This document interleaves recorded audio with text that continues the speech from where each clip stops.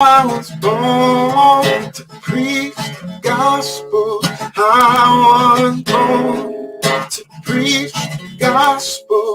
I was born to preach the gospel. And I sure do love my job. Yeah. I was born to preach the gospel. I was born to preach the gospel. I'm born to preach the gospel. And I sure do love my job. Yeah. Yes, I really love my job. I'm a disciple that makes disciples that makes disciples. Oh, I'm a disciple that makes disciples that makes disciples. I'm a disciple that makes disciples that makes disciples. Yes, I'm a disciple that makes disciples that makes disciples. I'm a disciple that makes disciples that makes disciples. I'm a disciple that makes disciples that makes disciples. Get firmly rooted. So let's get firmly rooted. Let's get firmly rooted. So let's get firmly rooted. Oh, I'm a disciple that makes disciples that makes disciples. I'm a disciple that makes disciples that makes disciples. I'm a disciple that makes disciples that makes disciples. Let's get firmly rooted. Firmly rooted. Let's get firmly rooted.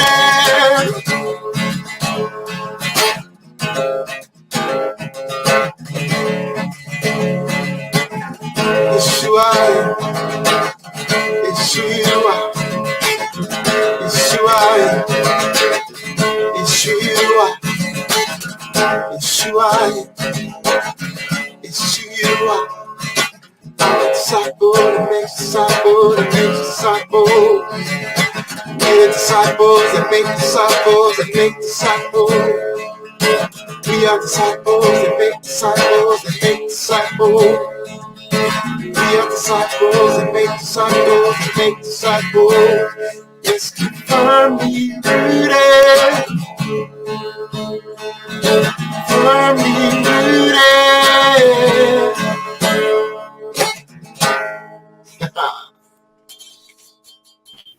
Hey, gentlemen, good morning. Pastor G, Firmly Rooted Ministries, Greendale. I am coming to you not live this morning. I apologize, but we'll be back live with you next week. But this is a pre-recorded message, but hopefully you'll still glean something out of it. So I'm going to go ahead and share my screen here. We're looking at James chapter 3, verses 13 through 18.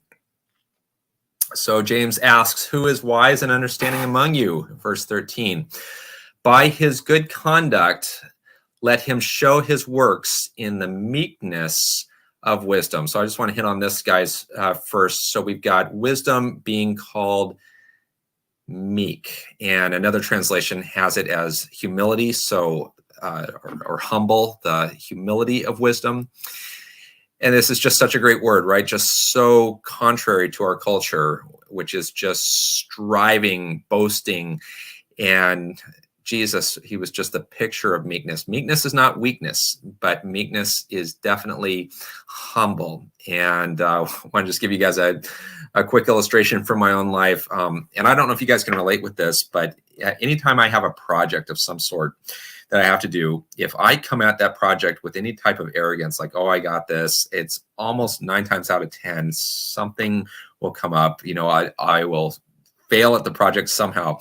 If I approach the project with humility, and especially if I pray ahead of time, I would say in that case, it's like 9 times out of 10, the project goes smoothly. And just last night, I had to change 4 light bulbs in 4 taillights in our vehicle.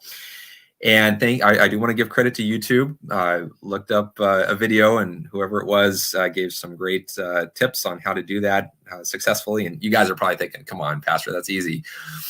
Well, I prayed ahead of time, and I just said, God, I've got a lot on my plate. Could you please help this to go smoothly? And sure enough, it was just one of the easiest projects I've ever done. So anyway, that's just an example from my own life. Hopefully you guys can relate with that. So wisdom is meek. But if you have bitter jealousy and selfish ambition in your hearts, do not boast and be false to the truth. This is really, really interesting.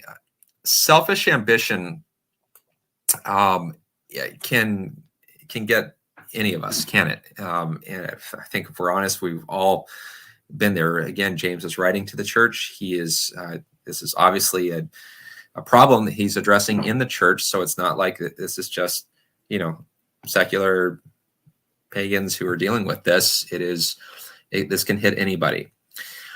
But I think that I love James because he's really hitting on things that we don't necessarily really come hard at in the church as sins. I think we think of the big ones, like sexual immorality or, theft or lying and all of those things. But what about just the guy who is just, he's just constantly promoting himself, right? And at the expense of others. There was a case in Seattle, Mark Driscoll, you guys might know that name. He had an amazing ministry in Seattle, a multi-site mega church. He was preaching the truth. No objections there, but his leadership could not work with him. He was sort of just bombastic, antagonistic towards others. And sadly, the church had to dismiss him. And so I just look at that and I just go, wow, how sad. Here was a guy who was preaching the truth, but the ministry was destroyed because of this selfish ambition. And look what this is key. Look what James says. He says it leads, or excuse me, if you practice selfish ambition in your hearts, it leads to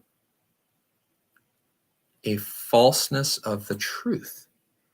Now, this is what gets me, because again, we typically think of falseness to the truth as being promoted by, again, secularists, pagans who are obviously have no love for Scripture, right? But James is saying, look, guys, a falseness to the truth can even happen with those who are preaching the truth, but who are doing so in a wrong way. They're doing so with selfish ambition. So isn't that convicting? And he goes on to say, yeah, this is not the wisdom that comes down from above. The wisdom that comes down from above, right, is what? It's meek. Okay, it's going to be humble, and you're going to see things flow as that humility comes to bear. Okay, but if there's selfish ambition, that is earthly, it's unspiritual, and I just got to highlight this, it is demonic. Again, we don't like to think about, Christians partaking in demonic activity, but James is saying that is what happens when selfish ambition is present. I think that's a good sort of descriptor here. Adjective, selfish, that's important because there is ambition. There's a good and godly ambition that we're all to have, but not selfish ambition.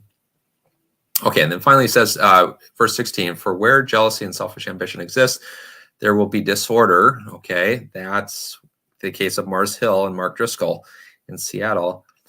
And get this, and this just floored me, and every vile practice.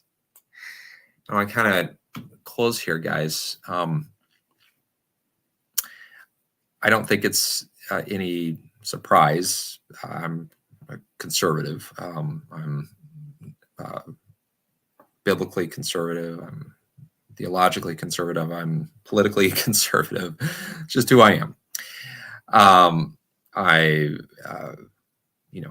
welcome those from other viewpoints, but what I want to share is something that my wife and we've had to actually unsubscribe from certain channels and different feeds we get, because the conservative commentators that we like and we line up with our worldview almost 99%, pro-life, they're pro-traditional marriage, all these things, but they are starting to use vulgar, vile language. And like at first we're like, what? Like, we just can't believe it. And maybe we heard it wrong, but we didn't. And now it's becoming so commonplace, and even just the F-bomb just being thrown around just so casually. And so again, I would always have thought that every vile practice would have come from those who don't really care for Judeo-Christian morality, right? It's like, I'm an atheist, and so I'm just gonna, curse like a sailor. But now we're starting to see this coming from those who may not call themselves Christians, but they generally line up with a Judeo-Christian worldview, okay? But why are they now engaging in all of this vileness, all of sexual innuendo and just crudeness and language? Well, what are they also doing? They are promoting themselves in a very, what I would say, selfish way. They are there's not much meekness going on. Okay. There's not much humility. They're tearing down the other side. They are promoting themselves at the expense of even other conservatives. I remember, say what you want about, our former president. I liked him for the most part, but I just remember I just could not stand those debates where he would just ruthlessly, viciously, at these ad hominem attacks against others. So there it is, guys. I'll finish here. Just James says, but the wisdom from above is first pure. And I want to close with this. It's first pure. Listen, guys, if we want to be wise in this world, and we need wisdom right now, we need wisdom more than anything. The church needs wisdom. We cannot be given over to impurity. Okay. And this word pure comes from the word hagios, which means holy or sacred. And it's used for to speak of virgins, of being chaste. And so when we are, given over to immorality, let's not expect to be walking in wisdom, where a lot of other things are going to suffer. Our decision making is going to suffer. I think about, it's just such almost a textbook case where you have a husband caught in adultery, and what happens? His finances suffer, his relationships suffer. It's just all because he's making poor decisions, because it all starts out from he's neglected purity. And so but it's also peaceable, it's gentle, it's open to reason, full of mercy and good fruits, impartial and sincere. We don't have time to go into all those, but all of this yields a harvest of righteousness sown in peace by those who make peace. So guys, is that helpful? I hope it is. Again, lots here to sort of unlock, but hopefully we've touched on a few things, and hopefully you can relate with some of my stories that I've shared. So I hope that's a blessing to you. Hope you guys have a firmly rooted day, and may someone see Jesus in us today. Guys, I'll be back next week live in person. Thank you so much for bearing with me here with just the pre-recorded message. Love you guys, and we'll catch you later. Thanks.